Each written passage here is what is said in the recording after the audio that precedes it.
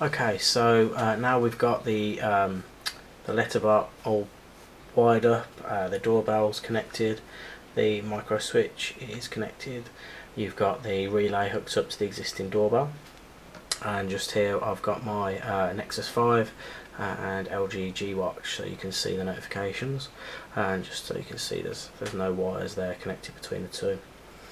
So what I'm going to do, I'm going to plug the LetterBot in, and you'll see this LED starts to flash. The flashing green means it's connecting up to my access point, and effectively when it's breathing that cyan blue, it's all fully connected to the wireless. And you see the LEDs in the push button are now pulsing. I've got plans to upgrade the code somewhat so that this pulsing of the sort of doorbell button only happens after sunset each day, and I'm going to do that using the real-time clock functions that exist in the Spark core. So what I'm going to show you is a live test. I'll just make sure everything's active there.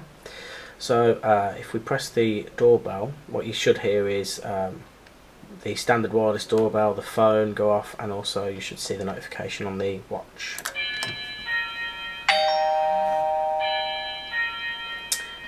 Okay, so you can see there in the standard notification tray, we've got there's someone at the door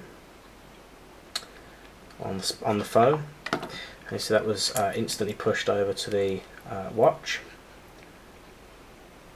One of the nice features about Android Wear is that it automatically mirrors all of your notifications from all your apps.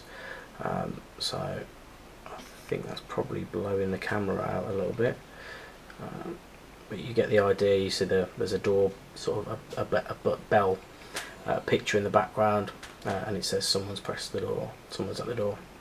We can just now get rid of that, and we're back to the watch face.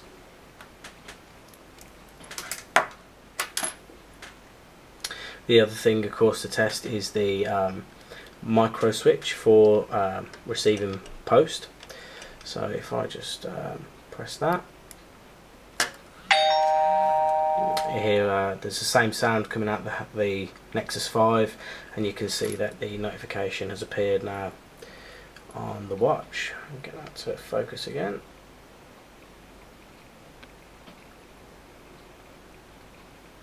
And this time there's a picture of a traditional piece of mail in the background there. The customization of the sounds on the handset actually happens on the local device. So what I do is I set the priority of the push notification through push inbox to be the top priority for the door, so that even if the handset is on silent mode, then I'll still hear that doorbell sound.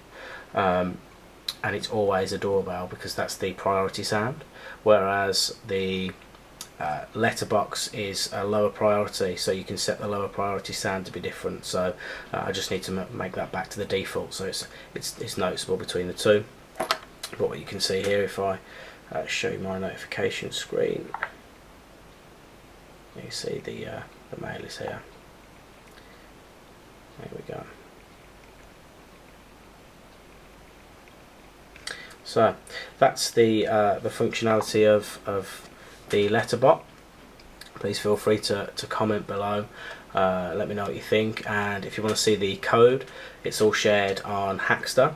The URL will be down underneath this video. You'll also find my build logs there, and a place where you can look over the history of the project and comment and see what you think. So thanks for watching.